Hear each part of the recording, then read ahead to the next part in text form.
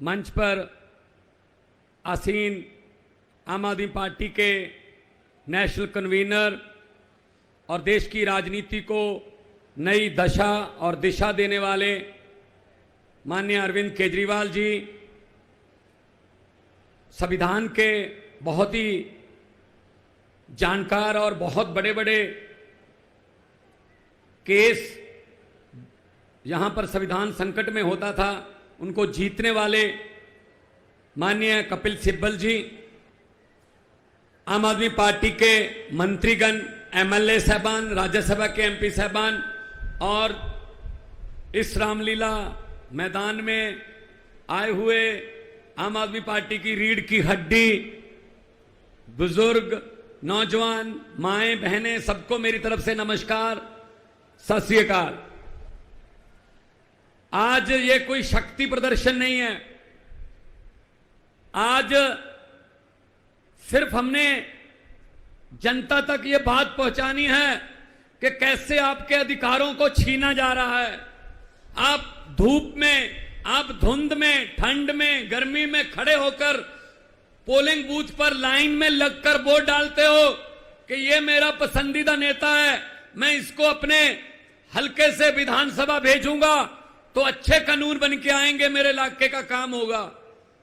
लेकिन मोदी साहब, ये भाजपा वाले, ये चाहते ही नहीं है इनके बिना किसी और की गवर्नमेंट बन जाए। अगर चुनाव से भाजपा की गवर्नमेंट किसी राज्य में नहीं बनती तो ये उपचुनाव से बना लेते हैं। उसके 25 खरीद लो, 30 खरीद लो, फिर दोबारा उपचुनाव करवा लो, बाई इलेक्शन करवा लो, फिर कह दो राज्यपाल को सुबह 4 बजे जगा लो, जी ओथ सेरेमनी है, एक बार मुख्यमंत्री को ओथ दिलवा दो, बाकी बाद में देख लेंगे। ये चल रहा है। बीजेपी, भारतीय जुगाड़ू पार्टी, ये जुगाड़ करते रहते हैं कोई ना कोई। तो उसी तरह से दिल्ली में सरकार है, आप लोगों ने वोट डाले, मुख्यमंत्री अरविंद केजरीवाल जी हैं, तो अगर वो काम ही नहीं कर पाएंगे, अगर वो अफसरों को ऑर्डर नहीं दे पाएंगे, अगर वो किसी भ्रष्ट अफसर की बदली नहीं कर पाएंगे, उनको सस्पेंड नहीं कर पाएंगे, तो सिस्टम कैसे चलेगा? तो सिस्टम कैसे चलेगा? ये कहते ही नहीं, हमारा ही बस अधिकार होगा।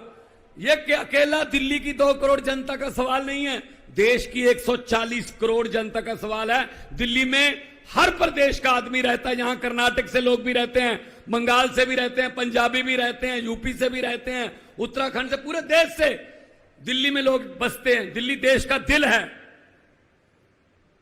तो इनकी यह हिम्मत कि ये सुप्रीम कोर्ट का फैसला पलट दें कि नहीं जी अरविंद केजरीवाल की चलने नहीं देंगे। अब ये दरियाओं को रोका नहीं जा सकता मोदी जी, दरिया अपना रास्ता खुद बनाते हैं, हुकूमत वो करते हैं।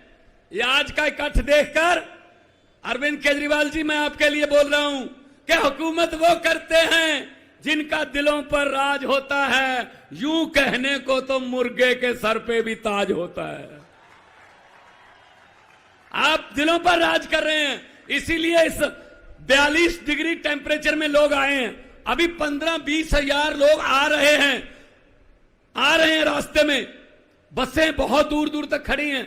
ये प्यार है, ये अरविंद केजरीवाल जी के लिए, ये आम आदमी पार्टी के लिए आपका प्यार है। इसी प्यार की वजह से हमारे हौसले बुलंद हैं। हम पूरे देश में गए, जहां जहां गए आप लोगों के अधिकारों की बात की और हमें समर्थन मिल रहा है। ये ऐसा कपिल सिब्बल जी, ये तो फिर भी चलो इन्होंने कर रखा है कि एलजी है, ये फुल स्टेट है पंजाब। हमारा राज्यपाल हमें बजट सेशन बुलाने की इजाजत नहीं दे रहा था, हमें सुप्रीम कोर्ट आना पड़ा, जी बजट सेशन बुलाने दो।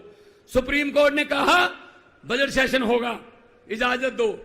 बजट सेशन के पहले 4-5 दिन पहले मंत्रिमंडल की मीटिंग होती है, जो सरकार की प्राप्तियां होती हैं, उपलब्धियां होती हैं, वो लिखकर गवर्नर को दी जाती हैं कि मेरी सरकार ने ये किया, मेरी सरकार ने ये किया।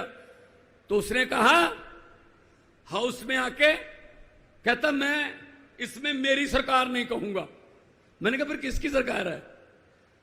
कहता माई गवर्नमेंट नहीं कहूंगा। मैंने कहा जी मुझे सुप्रीम कोर्ट जाना पड़ेगा फिर दोबारा।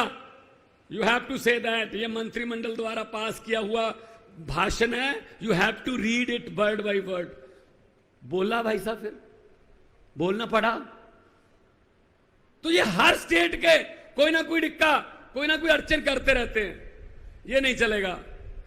तो आज की ये अध्यादेश को बचाने की, ये लोकतंत्र को बचाने की रैली है। कहने को तो हम biggest democracy of the world हैं, लेकिन है लोकतंत्र? कहीं पे लोकतंत्र बचा है? भाई साहब, जनता को इकट्ठा होना पड़ेगा। 140 करोड़ लोगों को इकट्ठे होके देश को बचाना पड़ेगा।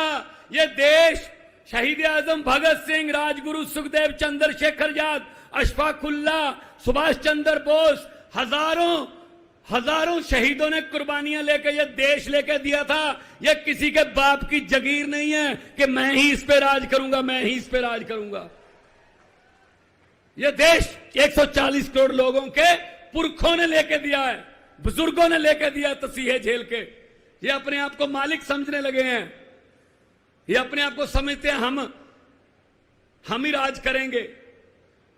अगर 140 करोड़ जनता समय पे, बस समय क्या रह गया भाई साहब, 1 साल रह गया। अगर 140 करोड़ जनता ये तय कर ले कि हमने देश को बचाना है, तो देश बच जाएगा। वरना ये मीडिया वाले खड़े हैं, दिखाना है दिखा दो, वरना चलो आने का शुक्रिया, चलो ये कैमरे लेके तो आ गए, चलो चलाना ना चलाना तो इनके बॉसेस का काम है। कम से कम हमारी तरफ मुंह तो कर रखे कैमरों के। ये इतने अहंकारी हो गए हैं बीजेपी वाले। अगर ये 2024 में जीत गए, ये संविधान बदल देंगे, उसके बाद इलेक्शन नहीं होंगे देश में। प्रधानमंत्री जी हमारे नरेंद्र पुतिन बन जाएंगे, नरेंद्र मोदी की जगह। उन पुतिन ने भी ये कर रखा है कि 35 साल में ही रहूंगा राष्ट्रपति। ये आने वाला नरेंद्र पुतिन है। अब देश को जागना पड़ेगा। तो ये डराते हैं। अरे इसी मैदान से शुरू हुए थे, इसी ग्राउंड से शुरू हुए थे। जन्मभूमि है आम आदमी पार्टी की। ये हमें मजाक करते थे, अरविंद केजरीवाल जी को मजाक करते थे, सड़कों पर बैठकर कानून नहीं बनते, जीत कर आइए, जीत कर आइए।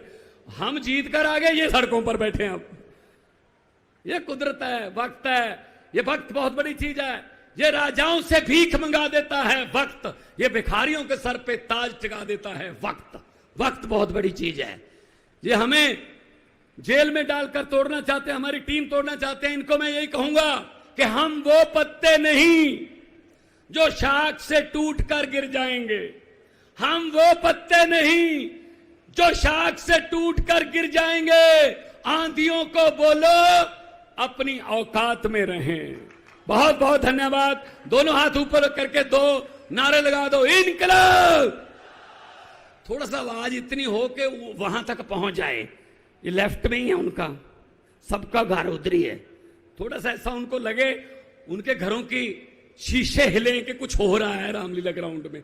बताने की जरूरत ना पड़े कि कितना कटता, आवाज ही बता दे, इनकलाब, इनकलाब, भारत माता की बोले सो निहाल। बहुत बहुत धन्यवाद। आपने इतने इज्जत मान से सुना, सत्कार दिया। खुश रहो, आबाद रहो, जिंदाबाद रहो। बहुत बहुत धन्यवाद।